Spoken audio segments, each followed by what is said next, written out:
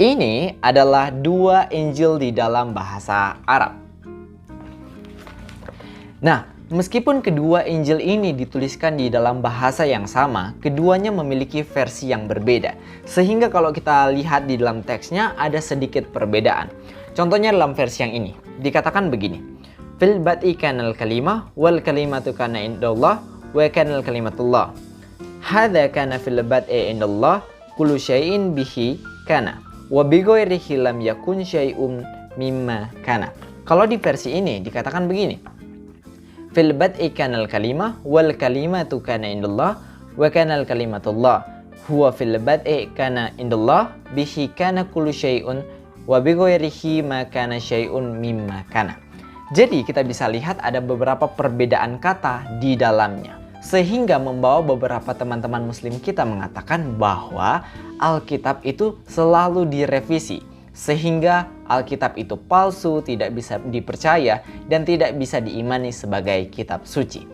Nah, pada kesempatan kali ini kita akan menjawab hal tersebut.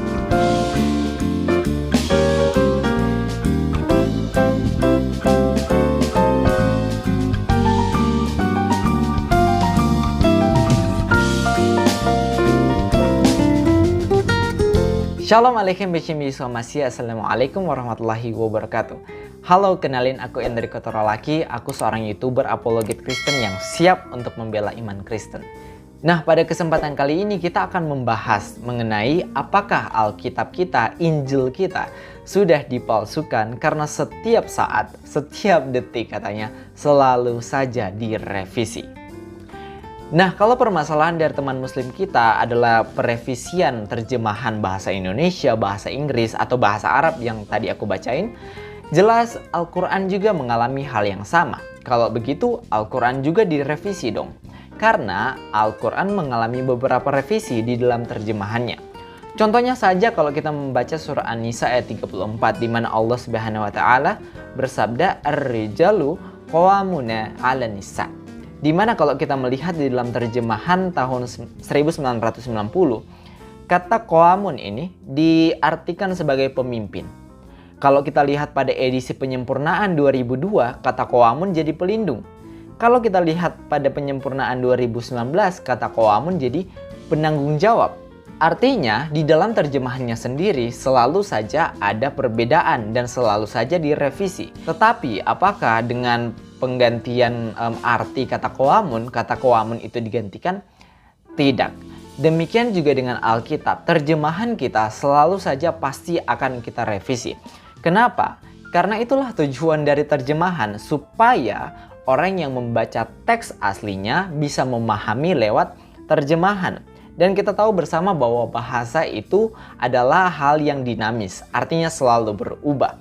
Tahun 1990, tahun 2000, tahun 2022, bahasa Indonesianya tetap masih bahasa Indonesia, tapi gayanya pasti sudah berbeda dari masa ke masa. Oleh karena itu, kita butuh untuk merevisi terjemahannya. Tapi, apakah dengan merevisi terjemahan-terjemahan tersebut, kita memalsukan Alkitab kita? Jawabannya adalah tidak.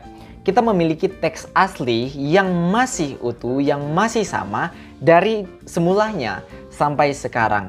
Dan jumlahnya adalah 5.366 manuskrip.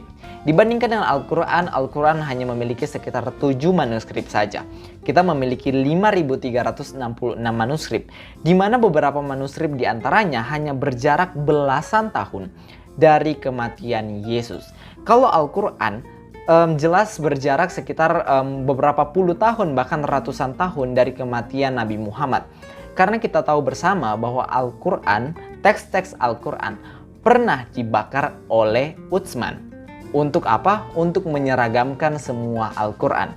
Jadi yang belum tahu, teks-teks atau manuskrip-manuskrip Al-Quran yang lain itu sempat dibakar oleh Utsman untuk penyeragaman, untuk supaya Al-Quran itu seragam. Dan jelas dalam kekristenan kita tidak melakukan hal demikian. Membakar kitab suci, membakar tulisan-tulisan suci itu adalah hal yang diharamkan di dalam Yahudi dan Kristen.